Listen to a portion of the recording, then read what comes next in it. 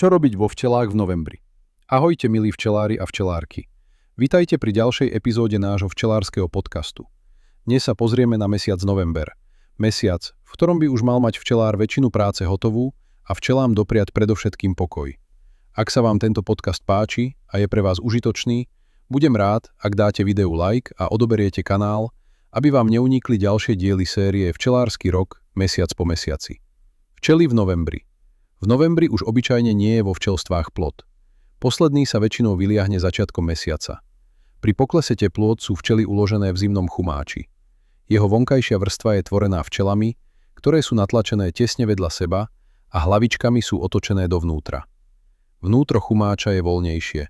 Včely sa tam pohybujú, vymieňajú si potravu a podľa potreby vytvárajú teplo. Po určitom čase si včely svoje pozície v chumáči vymieňajú. Pri teplotách okolo nuly sa chumáč často mierne otvára, vypúšťa včely zásobovačky a umožňuje teplému a vlhkému vzduchu spolu s oxidom uhličitým opustiť chumáč. Zároveň je chumáč schopný nasať čerstvý vzduch z dolných častí úľa. Toto všetko je však už plne v réžii včiel.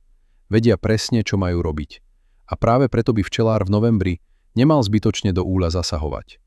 Opakovane zdôrazňujem, že novembrové otváranie úľov a vyrušovanie včiel je zbytočný stres. Áno, včely to pravdepodobne prežijú, ale otázka znie, na čo ich rušiť, keď to nie je potrebné. Úľ v novembri. V novembri by mal byť úľ plne pripravený na zimu. Včelár by ho už nemal otvárať, aby nenarušil systém, ktorý si včely pracne vybudovali propolisom. Včely pretmelili škáry medzi nadstavkami, prilepili okraje fólie alebo zatmelili medzery medzi povalovými doštičkami. Ak včelár odstránil fóliu a použil ľanové plachtičky či rôzne koberčeky, včely sa snažia propolisom pokryť aj tieto plochy. Nie vždy sa im to však podarí úplne a časť tepla spolu s vodnými parami potom z úľa uniká. Keď včelár ukončí boj s klieštikom, mal by zna vybrať podložku spod sita a nechať dno otvorené až do prvých jarných preletov. Tým sa vytvorí najchladnejšie miesto v úli na dne a voda nebude v zime kondenzovať na stenách horných nadstavkov ani na plástoch. Niektorí včelári postupujú opačne. Prekryjú sito v dne alebo používajú plné dná a spoliehajú sa na odvod vlhkosti cez priedušne upravený strop. V takom prípade odporúčam vybrať oba krajné plásty v dolnom nadstavku. Bez ohľadu na zvolený systém by však včelár mal zabudnúť na tzv. Zimný letáč, teda na zúženie otvoru na dva prsty. Včely potrebujú aj v zime dýchať a odvádzať vznikajúci oxid uhličitý. Letáč má byť rovnako veľký ako v lete, len musí byť zabezpečený mriežkou proti hlodavcom a piskorom. November je tiež vhodný mesiac na presunutie úlov na nové stojany alebo na nové stanovisko, samozrejme pri dodržaní bežných pravidiel. Klieštik v novembri. November je mesiac, keď už vo včelstvách obyčajne nie je plod. Klieštik sa nemá kde ukryť a použité prípravky ho zasahujú s vysokou účinnosťou. Ak bol po predchádzajúcich zásahoch vyšší spád klieštika, alebo sa ešte niekde nachádzal zaviečkovaný plod, je potrebné klieštika doraziť.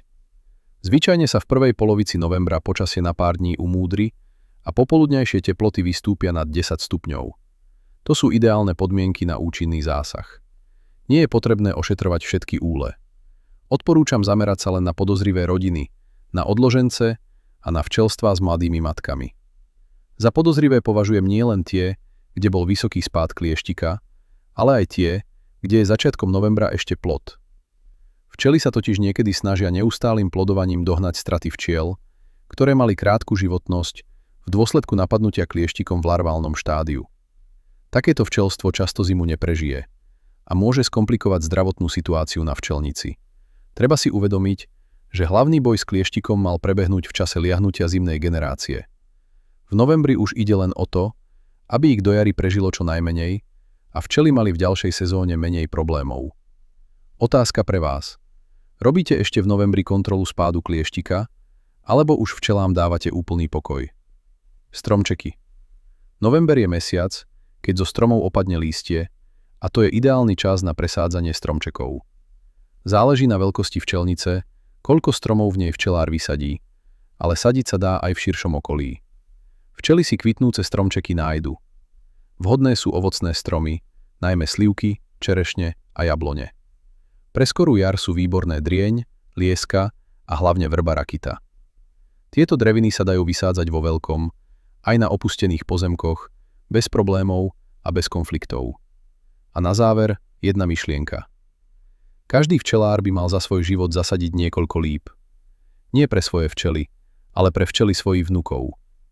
Lipa začne naplno medovať až po desiatkách rokov, ale práve v tom je jej čaro. Sviečky z včelieho vosku. Včely sú zazimované, plásty uskladnené, rámiky vyvarené a vosk vytavený. November je ideálny čas sa s voskom trochu pohrať. Blíži sa predvianočné obdobie a k poháru medu poteší aj sviečka z pravého včelieho vosku. Sú včelári, ktorí používajú vosk z odviečkovancov a z divokej stavby na výrobu medzistien a vosk zo starých plástov radšej na výrobu sviečok. Ja osobne dávam sviečky rodine a priateľom a preto ich vyrábam len z vosku, ktorý nie je ničím znečistený. Tiež nemám rád zosvetľovanie vosku kyselinami. Nie vždy sa ich podarí úplne odstrániť a pri horení by mal vosk uvoľňovať len príjemnú vôňu. Ak je potrebné vosk zosvetliť, dá sa to aj bez chémie, opakovaným povarením v destilovanej vode. Treba si tiež uvedomiť, že aj v sturnutom vosku je vždy trochu vody. Preto vosk pred odlievaním sviečok najprv krátko zohrejem na 100 stupňov, keď prestanú unikať drobné bublinky vody, teplotu znížim a až potom vosk používam. Záver. November je mesiac pokoja. Včely vedia, čo majú robiť a včelár by im mal dopriať ticho a stabilitu. Ak sa vám tento podcast páčil, nezabudnite dať like a odoberajte kanál. Ďakujem za počúvanie a prajem vám pokojný november vo včelách.